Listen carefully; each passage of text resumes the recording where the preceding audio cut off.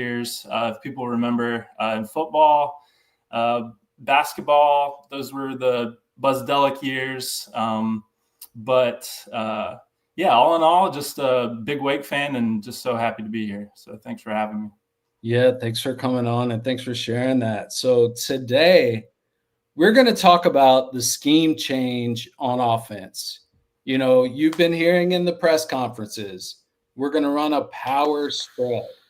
And so this year, we're running this new offensive system that none of us who have followed Wake have been super familiar with. And so Shane and I want to talk about the scheme itself. We want to show, we're not coaches. This isn't a coaching channel. This is a fan channel. But we want to show just a few samples of some plays you might see or might expect, given what Rob Ezell did at South Alabama last year. And Shane and I at the end are going to assess our confidence level regarding whether we have the offensive talent, the personnel to be a good scoring offense in the ACC. And we will be having this conversation in the context of week one of training camp being in the books. It's Saturday, week one is in the books. And for that, I especially want to thank the legendary journalist Les Johns, and also Cameron Lemons DeBro from Demon Deacon Digest at 24/7 Sports for providing key intel, press conference transcripts, personnel assessments that help make this content possible. So if you're a Wake sicko and you're ready to get into some good Wake content, it's time to do that. So let's just go ahead and get it going. All right. So the title of today's slideshow is Wake Forest Football Offensive Scheme and Personnel Assessment, especially in light of week one of training camp. And so we've got this new offensive coach. We've got 36-year-old Rob Ezell, who worked his way up through the ranks, was the offensive coordinator at South Alabama last year. And we're moving on from the slow mesh to the power spread. So, Shane, how do you feel first about the slow mesh's legacy? Was it a needed gimmick that Wake had to use because we couldn't compete talent-wise with everyone? Was it innovative genius that, Clawson showed the college football world something they had never seen before, somewhere in between? And also, how do you feel about the power spread as we're coming into the season? Yeah, I don't want to say I'm sad to see it go, because I think moving into the power spread is going to be a new era, but I don't want to say that the slow mesh I'm not happy to see it go either, honestly. Like, I think the slow mesh was pretty innovative. I think that it served Wake's football needs for the Clawson era in a really special way. I'd almost compare it to like the T-bone formation, where you always know if these teams are coming out in the T-bone. You always watch Navy or teams like that. We've got maybe a personnel gap, but we're gonna out scheme you. We're gonna find a way to outsmart you.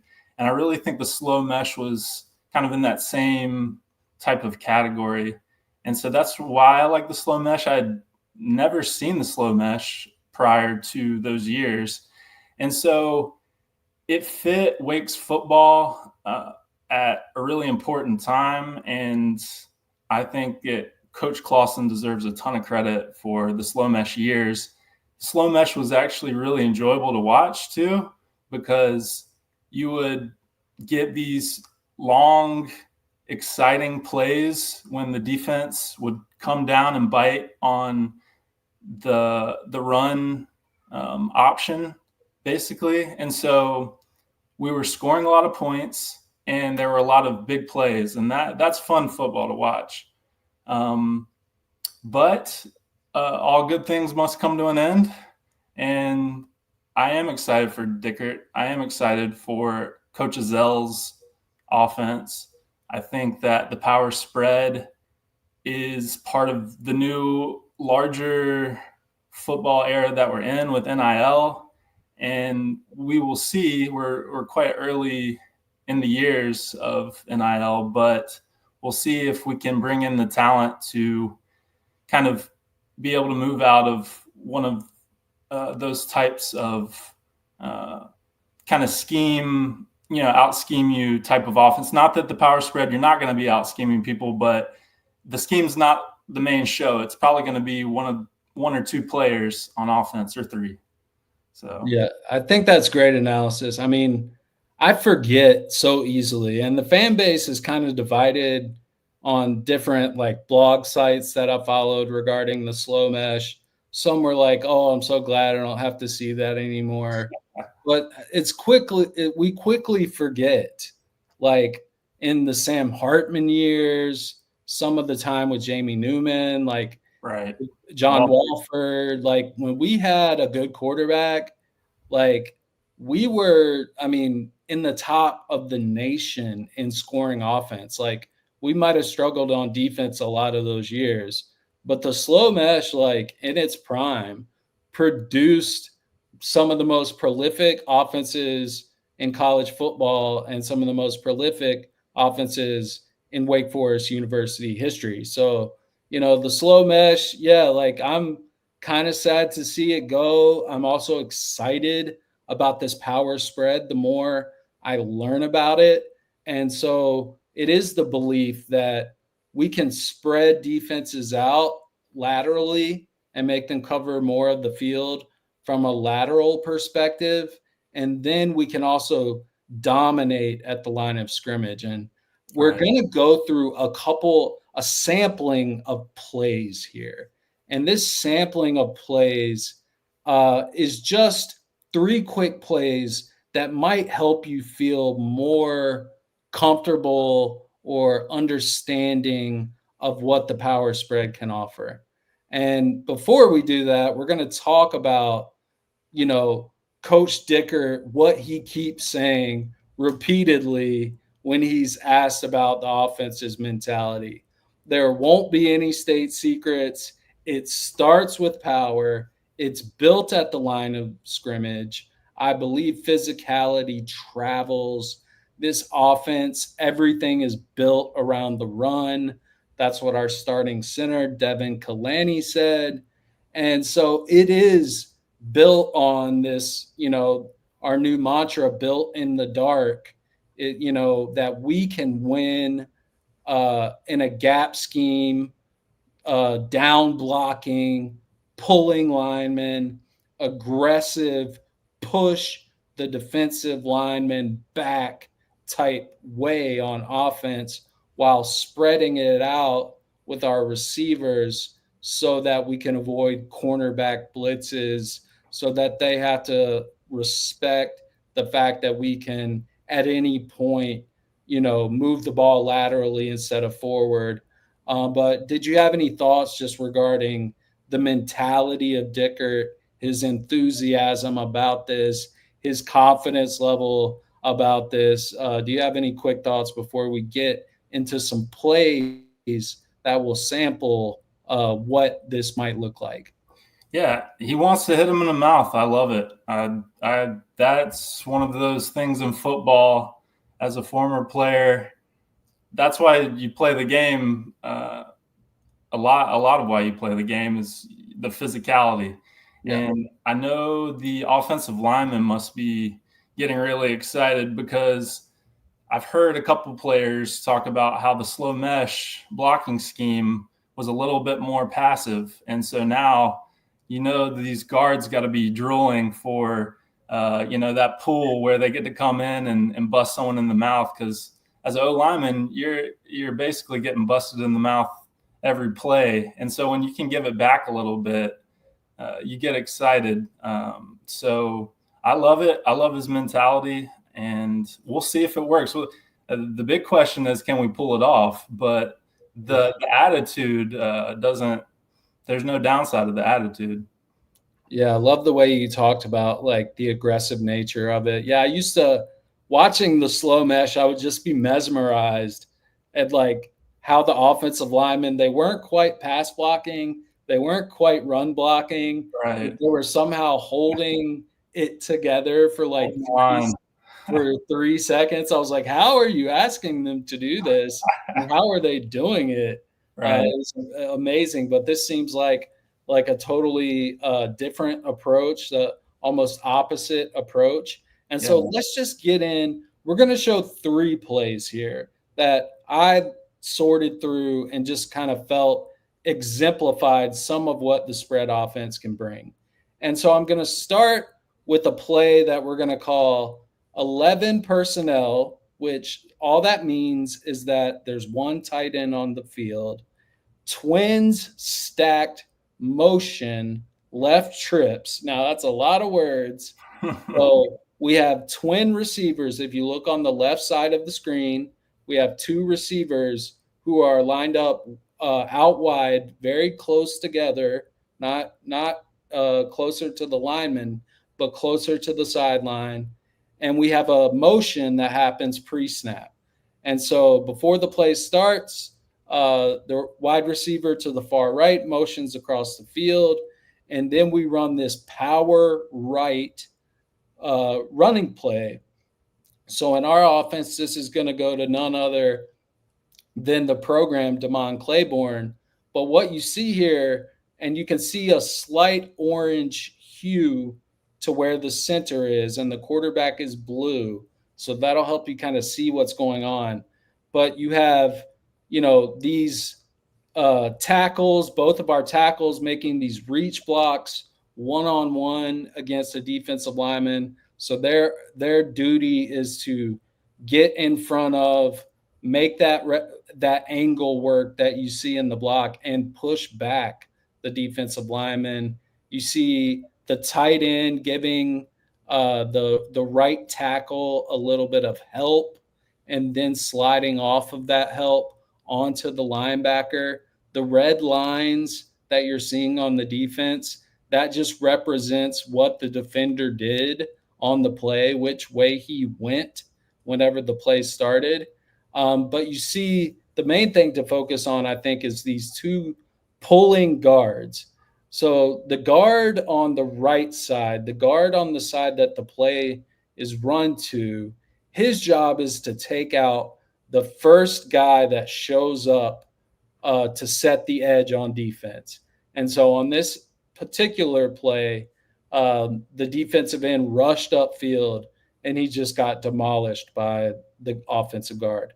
And the backside guard, his job is to pull and become a lead blocker for the running back as the running back goes through what we call the 6 hole, which is between the tackle and the tight end. And so basically, that's kind of how it's schemed up. This motion, this pre-snap motion that you see from the wide receiver on the right, what that does is that pulls the safety, the middle safety you see in the middle of the screen, that top triangle, that pulls him away from the play. It also backs up the corner who's on the side of the play that it's going to, and they fake a wide receiver screen on the left side. And what that does is that holds the attention of anybody who's on the backside of the play, the backside corners, the backside outside linebacker. They have to make sure that quarterback's not going to pull that ball out and fake the run and throw a quick screen to the receiver. So the spread aspect is we've spread the defense out horizontally. We've set our terms in as far as it goes with who is going to be up front at the line of scrimmage. And we got this power running play that, we're going to be able to run through. And so I'm going to show you now. I'm going to remove that from the stage, and we're going to show you the actual play. And to do that, I want to make sure that you guys can see it well. This is going to be at half speed, folks. This is going to be at half speed because so there's the motion. You see the guards pull. Imagine Damon Claiborne with that type of hole. Imagine Damon Claiborne with that type of hole. Now I'm going to run it back real quick one more time so that we can see it one more time. And I'm going to pause. So you see that wide receiver had been at the bottom of the screen, spread out. He motions all the way across. Now watch what happens. Snap to the quarterback. You see those two guards. You see the guard who's about to hit the defensive end at the bottom of the line, and you see another guy right behind him. And then watch the running back follow that guard through the hole. See, he's following it The through play the hole. side guard pretty much jumps on his back. That's a good freeze frame right there. Yeah, this freeze frame, the line of scrimmage has been pushed forward by the offensive linemen who are not pulling by at least a yard. And we have a huge space. Look at that space. And imagine Damon Claiborne with that type of space. And then we have this lead blocker who was the backside guard who's about to take out the one guy who had the ability to make a play. Running back makes one cut, and he's off to the races. Now, it's also worth noting that this was the game where they scored 80-some points against Northwestern. Yeah, so, it may have been inferior competition, but that's what we're going to have against Kennesaw State too. I mean, This explosive offense that we saw from South Alabama last year is just amazing. So it shows you how the play's supposed to run is what it really shows you. Yeah, it shows you how it's supposed to work. I'm going to show you one more time at full speed, then we'll go to the next play. Boom, cut. Imagine Claiborne with that jump cut. Yeah. I don't think they would catch Claiborne. They catch this guy, but I don't know if they're going to catch Claiborne. Yeah, he's got some jets. Yeah, dude's got some jets. So now we're going to go to the next play, and I'm going to be a little quicker in explaining this next play. So this next play is basically a quarterback power. So this green line at the top of the screen represents the end zone. They were at about the 8-yard line when they ran this play. So again, if you look at the right side of the screen, you see we have twins, which is two receivers, stacked, which means they're very close to each other. And we have a receiver on the far left, once again, spreading out the defense. On this play, we are counting on our tight end, who's right here in the green, to these two tight ends that are, one is behind the other, one is on the line of scrimmage, the other is off the line of scrimmage.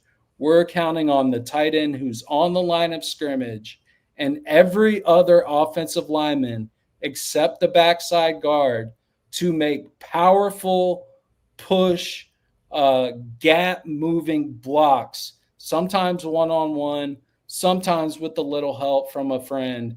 But we are counting on all of them to push everything to the right because we're running this power play to the left. And we're counting on the guy who looks kind of like an H-back who is stacked behind the normal tight end to take out the defensive end. And we're counting on having a powerful, strong enough quarterback to be able to break through this hole. All right, so let's show the actual play. It might take me a second to get it pulled up because it's a different game. This game is against North Texas, who was a little more of a comparable opponent compared to the first team that we were playing against. But watch this quarterback power. We're going to go half speed first. And they had a guy named Gio Lopez, who is now playing for Carolina, the Tar Heels. he was a pretty powerful runner. So you can't really see at the bottom of the screen, but I double checked. There are two receivers stacked at the bottom of the screen, and if you barely look, or if you look really hard, you can see the feet of the wide receiver at the top of the screen. So again, we've spread the defense out. We're counting on all of our offensive linemen to down block. That means block these guys towards the bottom of the screen, block them to the right, and we're counting on the backside guard to pull and be the lead blocker. And we're counting on this H back who's in front of the quarterback but behind the tight end to take out the defensive end. So let's watch it at half speed. Watch this push. Dudes are falling down. We've got double teams going. Dudes are falling down so hard. And then we got a beast of a running quarterback just beasting through. So I'm going to show the play one more time, and I'm going to pause it a couple times. Pause. So you see everyone's blocking down except this guard, number 51. He's pulling across. You see the H-back. He's got to take on the defensive end. He does a good job of that. Look at the wall that has been built. And you're right, Shane. This is what happens when these plays are executed successfully. So the wall that's been built here, and then the lead blocker, and he makes a cutback because they have made so much space and pushed the line so far that the original hole that he was supposed to go through, which was probably the 5 hole, has then become the linebacker got to the gap early, so he's able to so he cut back.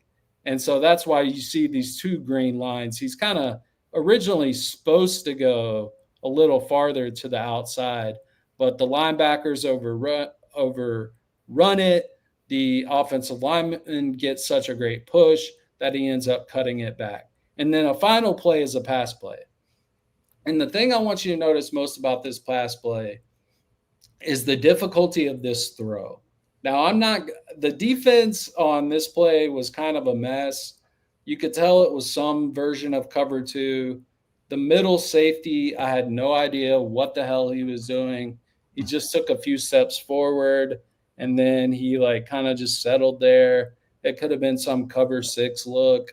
But the first thing I want you to notice is the likely progression. Now, I don't know for sure that this is the progression, but it goes 1 at the top right of the screen. You see a square box with the number 1. You see the number 2, which is a quick out. And then you see the number 3, which is a swing pass to the running back. But again, this time we don't have a stacked twins formation. We just have regular twins. Regular twins means they're not so close together. They're kind of at a normal alignment of what you would see with 3 wide receivers. But pre-snap, we bring the outside wide receiver on the right basically to the same point that the slot receiver is, and then we let the slot receiver run the out, and then we let the outside receiver press vertically, run vertically straight down the field, maybe even making the safeties think he's going to run a post. But instead of running that post, he dots with his feet and hits that corner. And the quarterback makes a beautiful throw after faking it to the running back. And you'll also see on the play that if this first option hadn't have been wide open, then and the second option was covered, if the quarterback had the ability to go through his progressions quickly and correctly, Claiborne would have been wide open for the swing pass. So again, we're going to watch this play. Let me see if I can pull it back up. All right, this time we're going to watch the play. Let me get to the screen. I think it's at 1:34. So this was not long after. All right, so here we go. All right, so you see the formation. We're not stacked. We're not as close to each other to start. We have 11 personnel, which is 5 linemen and 1 tight end on the right side. We have a quarterback and shotgun and a running back. We have a receiver at the top of the screen on the boundary, and we have this guy coming in motion. So watch it in slow motion.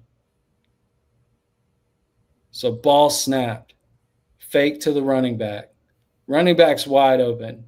Damon Claiborne for 20 yards. Oops. The corner route completely, Drops it in there. completely worked, especially in the cover two. If they were in cover three, it might not have worked Yeah. as well. But we'll watch it one more time so you guys can see motion. It looks almost like the slot receiver, the guy has decided he's going to play man against him. I'm not going to try to figure out what their defensive scheme is, but you see this middle safety Right. right by the middle logo run forward because he might think it's a run. Well, Maybe that tight end coming over for the backside block does a nice job of pulling the safety over. That's one thing I noticed. absolutely. And this receiver at the top of the screen, even, you see him, he's running kind of a hitch route to kind of draw some defense. But now we've got this receiver who's right in the middle of the screen, right on the logo at the 50-yard line, near the 50-yard line, who's pressing vertically, but he's about to turn and make it a corner route and a beautifully thrown ball. We need a quarterback who can make this throw. That's an NFL. That's when you go to the NFL Combine. That's a throw they want you to be able to make. So watch it one last time at full speed, just so you get the full experience. And then we'll be done kind of showing you the sampling of plays. All right, so here we go one more time, this time at full speed. All right, motion down, fake to the running back. Running back's wide open. Oh, but the corner route worked because it was covered two, and we've got a huge gain down the field. Any thoughts on that, Shane? Was that a two-step drop by the quarterback? How many didn't Let's see go back. there?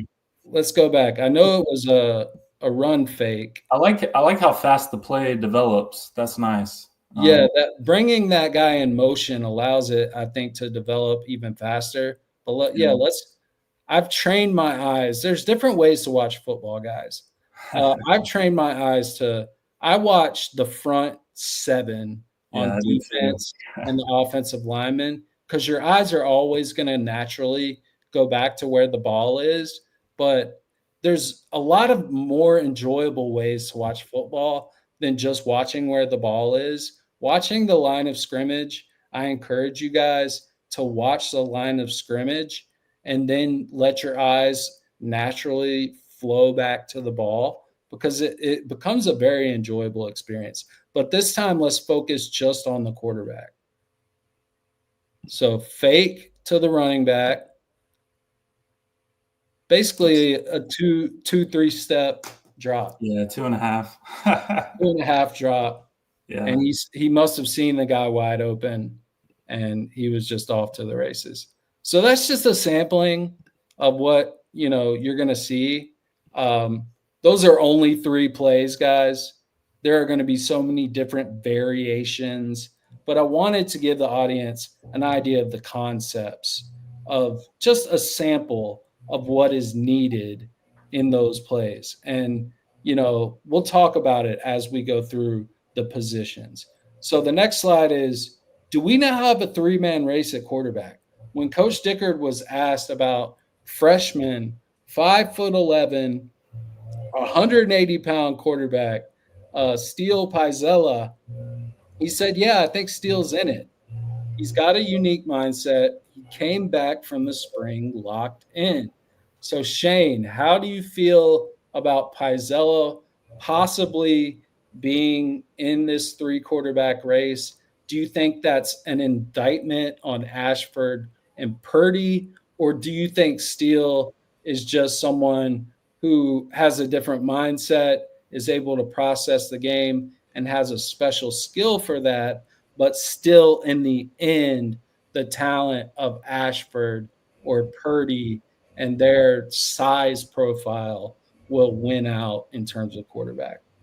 Yeah, that's a really good question. I like the way you put that because the answer is obviously Ashford and Purdy are not doing enough at this point. But I think the one caveat is that we're super early in fall training camp. But Pizella, the fact that coach is saying that he's a hard worker, he's got a different type of mentality, that's big stuff right there. And that the fact that he says it's a 3-man race is big stuff. Um, Ashford Ashford's really interesting. He's coming from the SEC. Azell was basically came up through the SEC, so you would think it would just be a match made in heaven. Yeah. And if it was, they would probably be talking about Ashford a little bit more in a positive light. Not that they're talking about him in a negative light, but they're just not really talking about him at all. So it's of note. It's really early. Hats off to Pizella for his work ethic. Ashford has the talent. Purdy has the talent. You see the size that they have. And especially for the power spread, you would think you'd want an Ashford running that offense. Yeah, But I'm scared of Steele Pizella running that quarterback power we just showed. yeah, and I mean, maybe he can do it. I don't want to. I He's don't want fast. He's fast. to. He's got the speed for it, but 5'11", 180 doesn't say power to me very much. That's okay. You can still be really shifty and still be very skilled with your feet and pull it off. But I think it's TBD right now for the quarterback position. Yeah, and we'll talk about this at the end of the stream here, but shout out to Steele Pizella for getting his name in the conversation. Ashford and Purdy, we don't know a lot. Like you said, it's early, but it seems like at least Coach Dickert has acknowledged that this is a 3-man race. We also have some lack of clarity regarding the offensive line starters. This is Coach Dickert's quote. We've got 8 or 9 guys right now fighting for 5 spots. So I think Falili Fa'amo is locked in at left tackle because of the caliber of transfer portal recruit he was, because of the play he had last year. I think he's locked in. I think Rylan Kailani is locked in. Those were the 2 best Washington State linemen last year. I don't think anything's changed now. They're at Wake Forest, given we lost most of our offensive line to transfers. But the unknowns right now is right tackle, right guard, left guard. And we've got a number of different options. But one thing we wanted to hit on when we were showing those slides that I think we forgot to hit on was the importance of having guys who can win at the line of scrimmage with push and having guys who are athletic enough to make those pulls. And so, how do you feel, Shane, about the offensive line in terms of, the competition, it feeling wide open for at least 3 of the spots? How are you feeling in that aspect? I'm really encouraged actually by the 8 to 9 guys he feels are available and ready to go, or at least are in the competition. That means something. With this type of offensive scheme, you're going to be moving a lot more as an offensive lineman. There's more of you're going to get gassed quicker because you're pulling and the assignments are a little bit more complex. So to have a deep O line could end up being a really good thing for us this year. The other thing that sticks out to me is the size that we have at O line, and looking at some of those names that haven't locked in their spot yet. I mean, you look at Siani, he's 6'6", 302, and that's his recruiter statistics. So, he could have, gained some weight or gotten a little bit bigger. I really like Dennison. They talked about him a little bit in open access and did a little piece on him. He seems like he's got a great mentality, great workers mentality. He's also 6'5", 306. So Sell, he's 6'4", 265. So that's encouraging. That's very encouraging. And if people don't lock in their position, then, maybe we just have 8 or 9 really talented O linemen. And that could be a very good problem. I mean, there's a glass half full, glass half empty approach. I think there's great competition. I like the idea of Dave Canales for the Carolina Panthers. He calls it challenging the roster at every position. And so maybe Coach Dickert is just challenging the roster at every position. There's nothing being given in this first week of camp. Right. And, as you mentioned, the size, Jamarian Kennedy, he's 6'3", maybe 6'4", but he's 323 pounds as a guard. Yeah. True freshman. Yeah. True freshman Ofut. He's 6'4", 300. I think he checked in this fall at 340 pounds. So, we've got some of these guys with length. We've got some guys who have grown. The two Georges, George Sell and George Stye. I think Sell had put on some weight since his 24/7 profile. They're all at or close to 300 pounds. But for me, I like the idea, even though they're young, if they're athletic enough, throwing in Jamarian Kennedy and Jayshawn Ofut, who are 320 to 340 pound monsters at the guard positions, if they have the athleticism to make those full blocks. Now, I don't know that at this point, but just thinking about that, like, it reminds me of how the Panthers offensive line has been built and gone from one of the worst units in the NFL to one of the best. It's by having these massive guards. So we'll see what happens with the offensive line, but it's kind of cool to note that we have, 8 or 9 guys fighting for 5 spots. And you can look at that in a number of ways, but that's just what it seems to be after week 1 of camp. The running back room, good times. Let's just put our hands back. Let's just take a stretch out, and let's just be great. Stay healthy.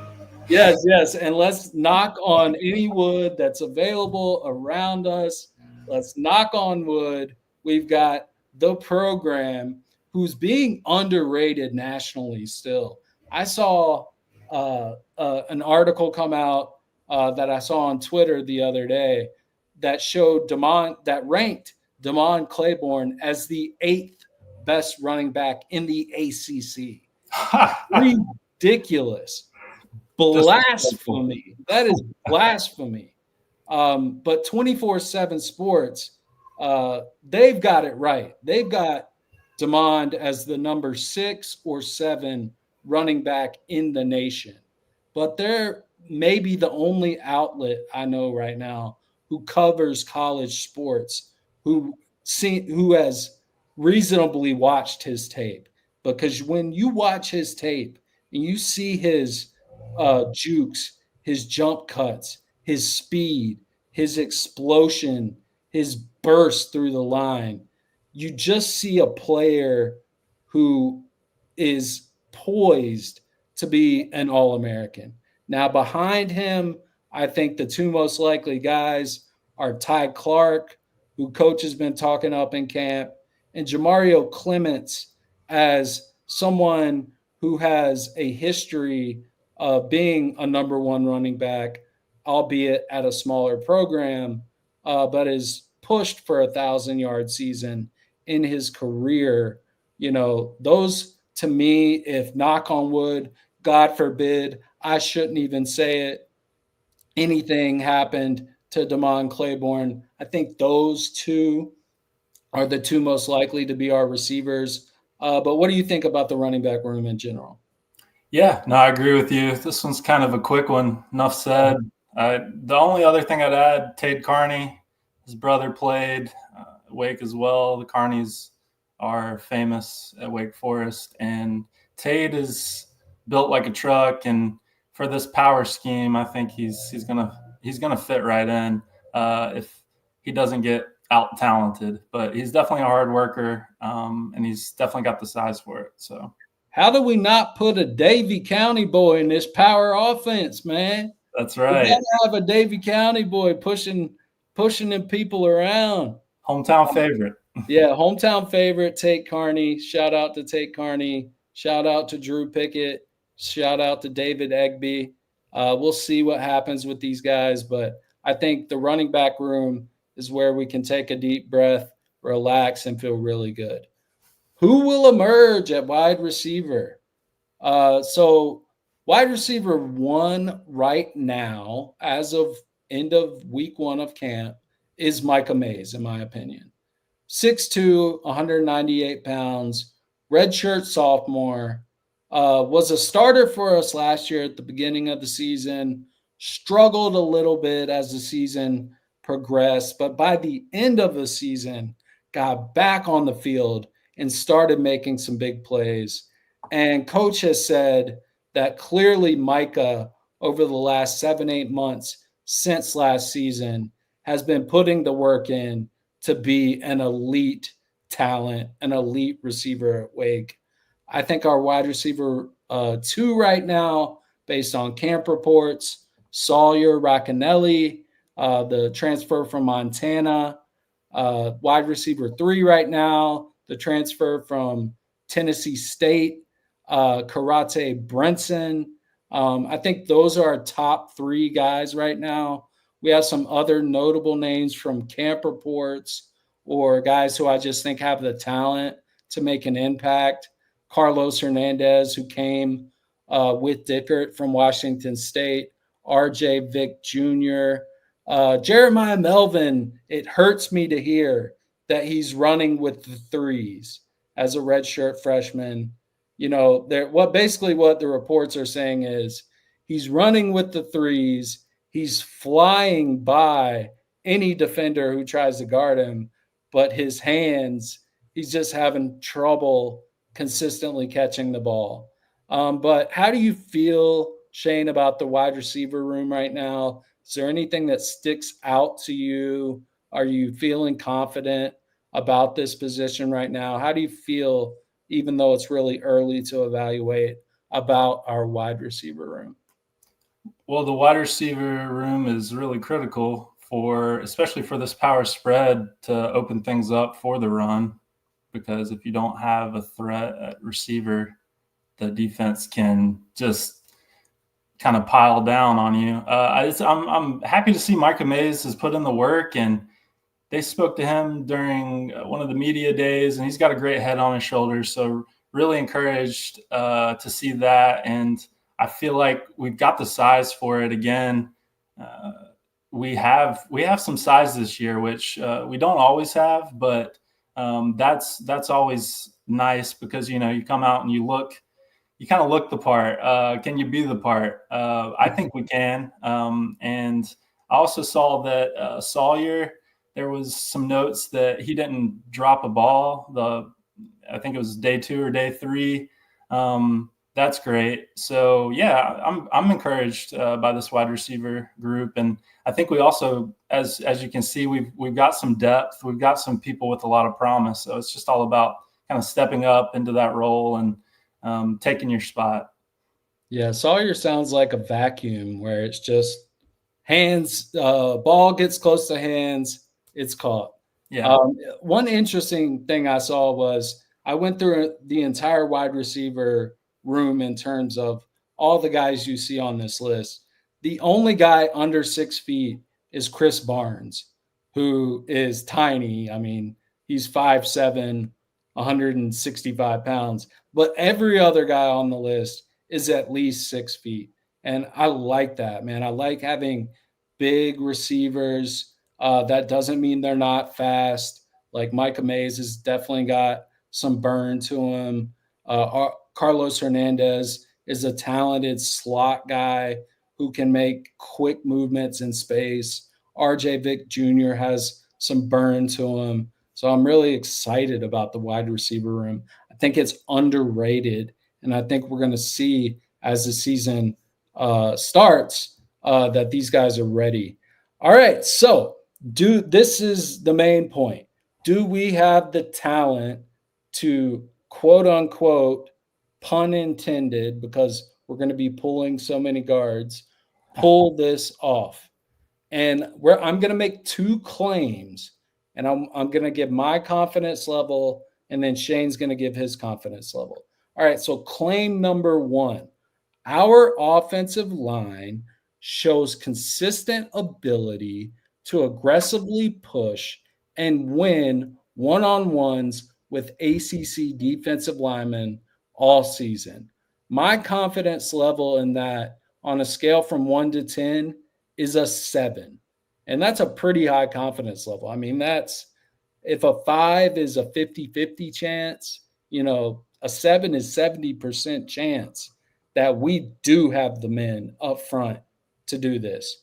And my reason for believing that is looking at the roster, looking at the size profiles, and also I think it's just so built into Dickert's mentality that he has catered his recruiting to have guys who can do this stuff.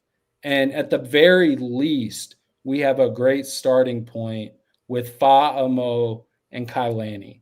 And so my confidence is 7. Shane's confidence is 7. Why do you give it a 7, Shane?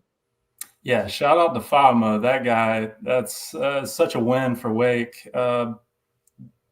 Mainly because we got a lot of linemen from Washington State. That was a success. That was a successful Washington State team. The size that we have. One other point that I think of is the fact that the ACC, our strength of schedule and the schedule that we have, when I compare apples to apples, I really think, just given the fact, we don't have to play a Miami, we don't have to play a Clemson, I think we're going to be above par. We're going to be above the threshold there with the opponents that we have this year. And the depth that we have is really encouraging. And so really it's going to come down to conditioning. It's going to come down to, are these guys eating right? I know the coaches are going to be getting on them and making sure that they've got kind of the breath for it. But I really feel good about it. I think that's why I matched, year 7 there. And I think that based on, the ACC defensive lineman, I think that's the key. Maybe if we were in a different conference, but I think we got a good shot this year. Yeah, if we played, especially Clemson, who has in the early predictions 2 defensive linemen, 1 defensive tackle, and 1 defensive end, who are projected to go in the top 10 of the NFL draft next year, I might bump us down a little bit. Yeah. And also with Miami. But given our schedule, I'm pretty damn confident about our offensive line this season. I think everyone should be. I know it's early, but I think we should be confident about our offensive line. All right, claim number 2. Ashford, Purdy, or Pizella, or some combination of them give us average to above average quarterback play in the passing game, opening up the offense to reach its full potential. And the reason I emphasize the passing game is if we just put Robbie Ashford as a rushing quarterback and all we did was run the ball, 90% of the time. I mean, if we were able to do that, it would obviously be Ashford. But the passing game, the power up front, we're confident about. The passing game is where we got to start having a conversation. And so my confidence on the 1 to 10 scale is a 5. I think it's a 50-50 chance right now that we have a quarterback on this roster who can make throws like you saw earlier in this presentation on a consistent basis, can go through reads, go through progressions, and actually spin the ball in a way that wide receivers can catch it. I'm not feeling super confident about a redshirt senior Ashford not just running away from this job. I can understand Purdy or Pizella having some bumps, but I'm not feeling super optimistic. I'm not down in the dumps, but I'm just about 50-50 right now as far as quarterback goes. How do you feel? You gave it a 7. Yeah, it's a little bit. It's kind of the same point that I made with claim 1, and I feel like Ashford. I feel like he can really step into this, and based on the competition he's faced in the past, being both at South Carolina and Auburn, he can make these. He can make these throws. He's shown he can make these throws in the past. Not sure what the hesitation or lack of stepping up so far is, but it's also early. It's week 1 of fall camp. Maybe everyone, new coach, everyone's feeling each other out. Just because the defense seems like they're ahead, that could also be like an interperson thing. Like, maybe the individuals are a little bit more tight knit. Who knows? But yeah, I went with kind of the optimistic route here. Just strength of schedule, who we were able to bring in, what their pedigree is. I think Pizella is going to push the other two to kind of step up, especially he's gotten, some mentions already. And yeah, I think especially Purdy in terms of accuracy, Purdy has got a great arm and he has the ability to make the throws. He's huge. Maybe if he develops more as a run threat, it could be a lock for him. So, we'll see what they're doing in their drills day to day. We'll see what skills they're trying to develop for Purdy and Pizella. I feel like Ashford's a little bit more of kind of an already molded clay pot, but we'll see. I mean, the opportunity is there, so they just have to grab onto it. But I'm pretty confident that someone's going to grab on and lead us to a lot of wins this year. And even hearing you say that wants me to bump my grade up a little bit.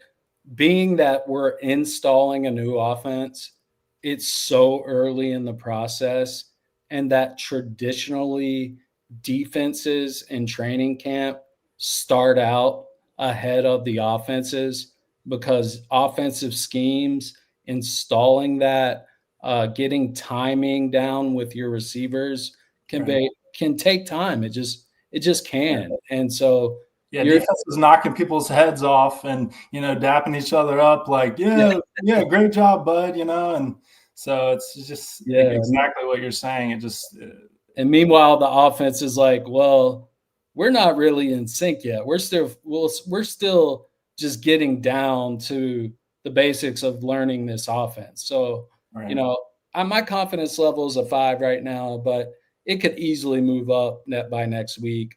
We'll see. All right. So I want to thank everyone for watching. Please subscribe to this channel.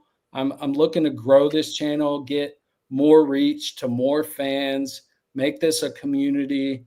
Special thanks to my brother, Shane Chilton, Wake Forest undergrad and business graduate school alumni, for co-hosting with me today. I hope he will come back any and every time he's available because I just think we make a great match. We just talk football like we do at home. I want to thank the writers of Demon Deacon Digest for providing excellent reporting on Deacs football. Your work allows me to generate more informative, more competent content. If you're not subscribed to Demon Deacon Digest, you should do so. Next week, we're going to do a week 2 camp update, and we're going to do the same thing for the defense that we did this week for the offense. If you would like to tip me, if you would like to pay a little bit to help me, pay for the services to do these streams each week, buy me a cup of coffee. You can Cash App me. You see the Cash App below. But either way, hit that like button. And we want to thank you so much for spending this time with us, going over the football team that we love, the athletics program that we love. And thank you, Shane, again for coming on. And if you have anything to say on the way out, I'll let you say it, and then we'll just end the stream. Yeah, thanks for having me on. Looking forward to this season, and I'm so happy about Wake Nation 21. I think it's a great channel, and looking forward to being back on with you. All right, let's go Deacs. Go Deacs.